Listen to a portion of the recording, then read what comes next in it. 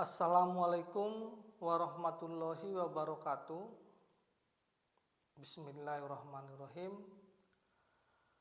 Hari ini kita akan menjawab dulu pertanyaan yang sudah masuk ke grup.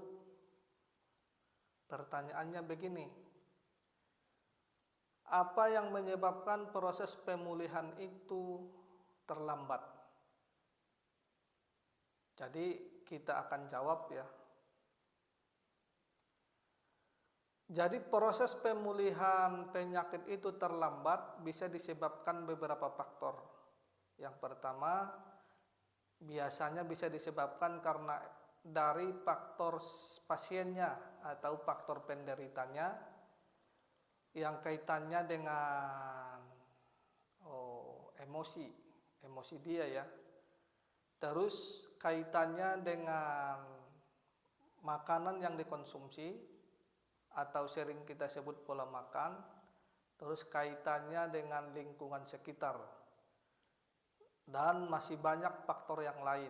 Tapi kita akan bahas dulu secara sederhana ya, yang kaitannya dengan emosi si penderita.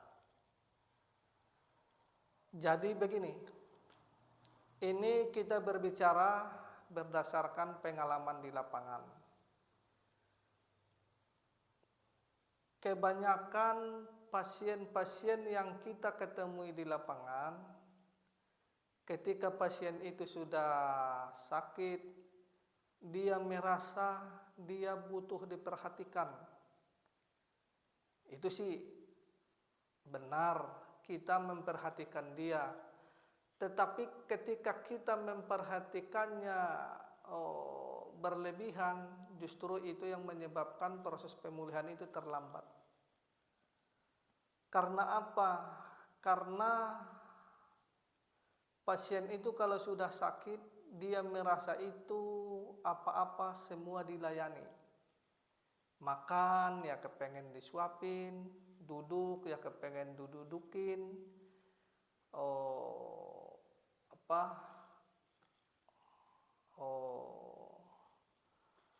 seperti berbaring ya pengen digeser sini, pengen digeser sana, pengen kipas anginnya dinyalain gitu.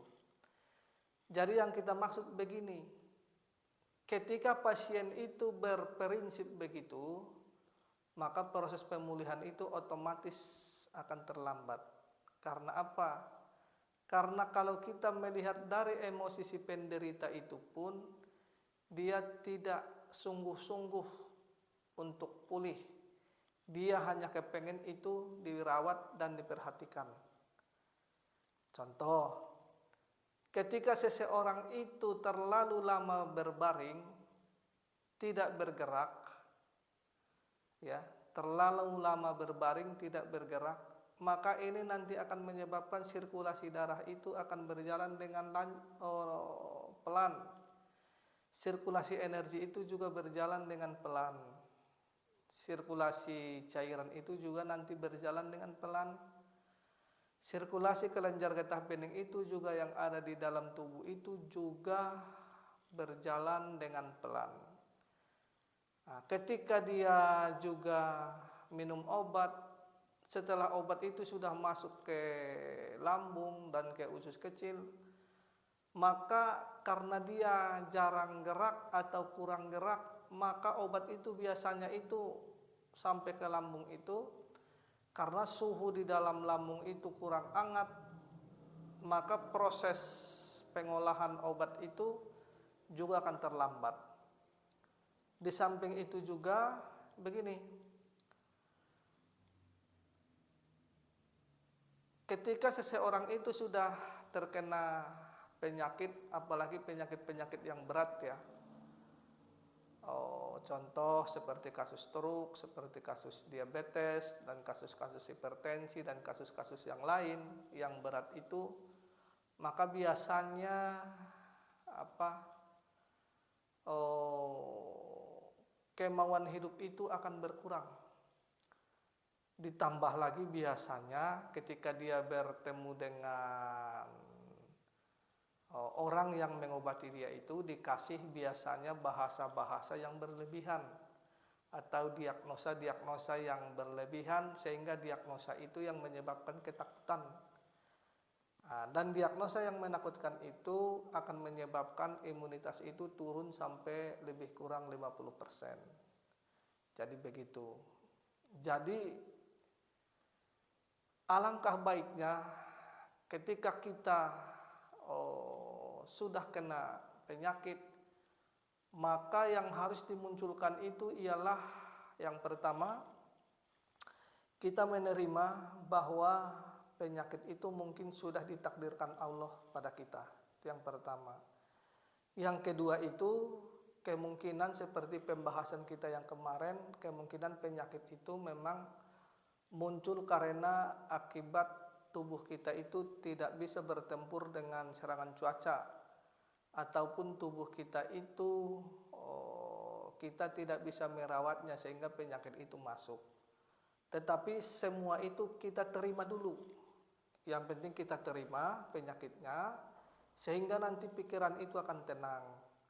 Pikiran yang tenang, perasaan yang tenang, terus jiwa yang tenang, itu nanti akan menyebabkan sirkulasi darah itu berjalan dengan normal. Sirkulasi cairan itu berjalan dengan normal, sirkulasi kelenjar getah bening itu juga berjalan dengan normal. Apalagi juga kita sudah tahu bahwa kelenjar getah bening itu mengikuti pergerakan otot dan rangka. Ketika dia tiduran terus di kasur, otot dan rangkanya tidak digerakkan, maka tubuh itu tidak bisa membasmi atau tubuh itu lemah untuk mengatasi bakteri, virus, zat kimia, zat beracun, dan zat-zat sampah yang tidak dibutuhkan oleh tubuh itu. Jadi apapun itu kita terima dulu. Setelah kita terima, kita bismillah, berdoa, banyak bersolawat, banyak bersedekah, terus kita berjuang untuk keluar dari masalah itu. Jadi ini hanya gambaran sederhana ya teman-teman semua. Jadi wabillahi taufik wal hidayah. Assalamualaikum warahmatullahi wabarakatuh.